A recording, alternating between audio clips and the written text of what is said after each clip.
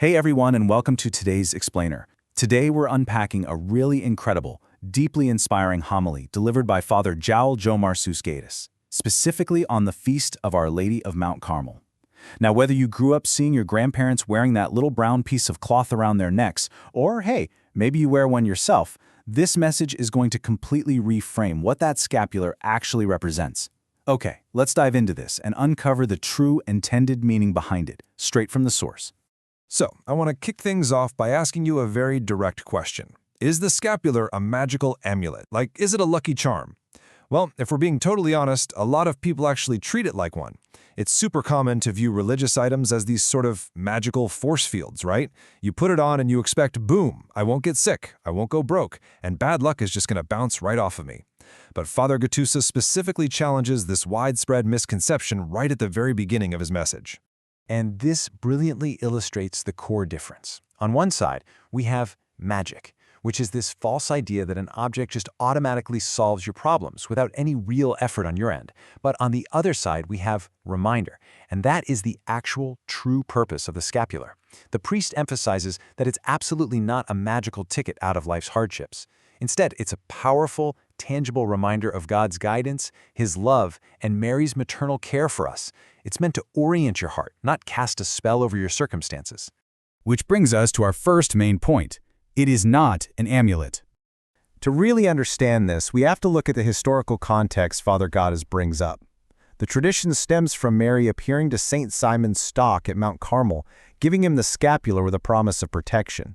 But you know how human nature is. Over the centuries, people took that promise of spiritual protection and kind of warped it into a superstitious belief in physical invincibility.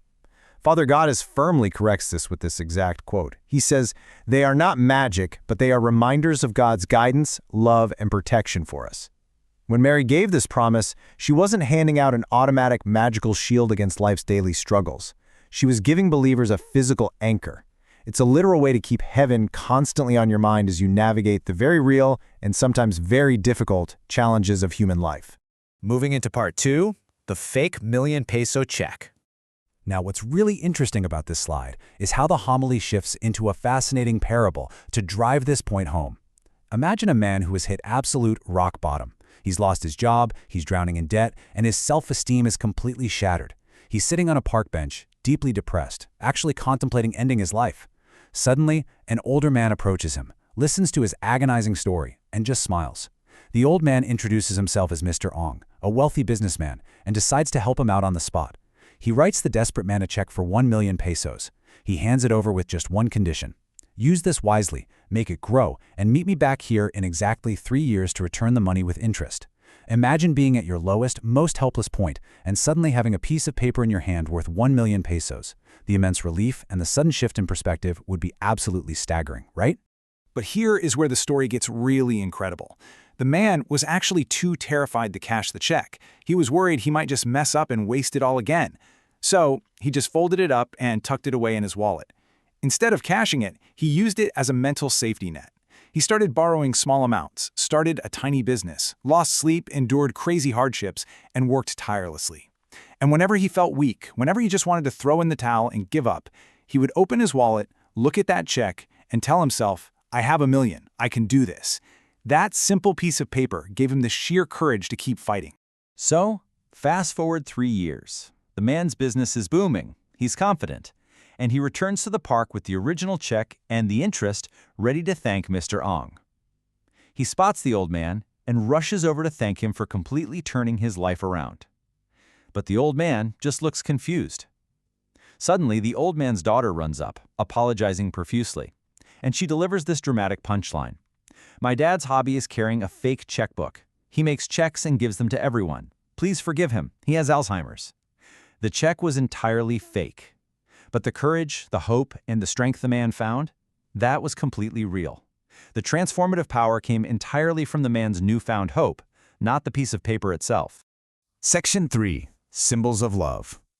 So, how exactly do physical objects carry such profound, invisible spiritual weight?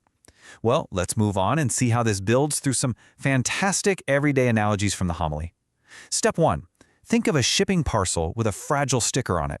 The sticker itself doesn't physically protect the item inside, it just reminds the handler to treat it with care. Step 2. A wedding ring. The metal band is obviously not the love or the marriage itself, but every single time a couple looks at it, they remember the promise they made to each other. Finally, step 3. The scapular. It is the exact same concept. The literal cloth doesn't save you, Christ does, but the scapular acts as a constant physical reminder of heaven's promise and Mary's embrace. Number 4. The true meaning. So, having established that it's a symbol and a reminder, we have to pivot to the final core message here. A lot of people wear the scapular, sure, but are they truly living out its meaning in their everyday actions? It's not a passive accessory. It demands an active response from us. If it's a symbol of Mary's protection, wearing it means you should strive to actively embody her specific virtues. Father Gatus details these behavioral expectations. You must be humbled. You must be obedient to God's will. You must be prayer-filled, and above all, you must be trusting. Think about it. You just can't wear a symbol of a remarkably humble and trusting figure while living a life of arrogance and constant paralyzing doubt. It doesn't make sense. To highlight what this trust actually looks like in practice, the homily points back to Mary's ultimate act of faith, when the angel appeared to her with news that would completely upend her entire life, bringing danger, tears, and things she couldn't possibly fully understand in that moment. She didn't panic. Her response was simply, "Let it be done to me according to your word." She chose faith over fear.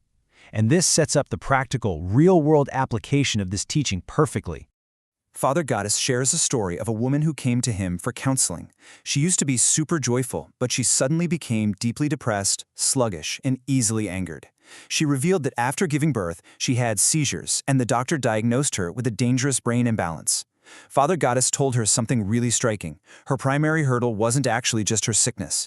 It was that she was choosing to listen to the incredibly loud voice of her fear, her diagnosis, rather than the steady voice of her faith in God's capability to heal her. She was letting her medical diagnosis become the absolute final truth of her life, totally eclipsing God's promise. So the crucial point is tied directly to the name Carmel. Father Gatus explains that Carmel literally translates to garden. And a garden is a pretty simple concept, right? Whatever you plant is exactly what will grow. If you are constantly planting seeds of doubt, anger, sadness, and fear in your mind, well, that is exactly what you are going to harvest. But we are called to consciously choose to plant seeds of faith, grace, patience, and love. We need to be very clear here, because the source material is true faith, and the scapular as its symbol won't magically make your life perfectly easy. God doesn't just snap his fingers and vaporize all of our problems. What faith actually does is provide the immense spiritual resilience needed to overcome life's impossible hurdles. It strengthens a person to face their giants. It is the reminder that even in your darkest moments of weakness, you are never, ever alone. Which brings us to the end of our explainer today, and leaves us with an incredibly powerful lingering question derived directly from Father Gatus's message. What do you feed more in your life? Is it your faith, or is it your fear? Because whichever one you feed is the one that's going to dictate your future. The next time you see a scapular, remember, it's not a magic trick. It's a call to courage, it's a reminder of profound love, and it's an invitation to choose faith over fear every single day. Thanks for joining me on this explainer.